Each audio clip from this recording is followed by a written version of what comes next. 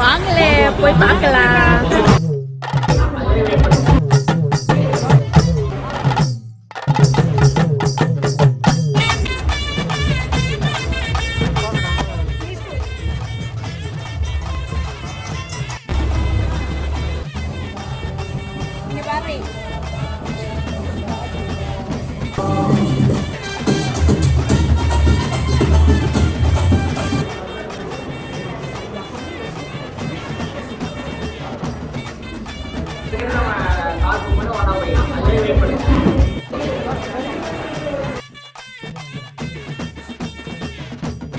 Okay, உங்கள என்ன பிடிக்கும்?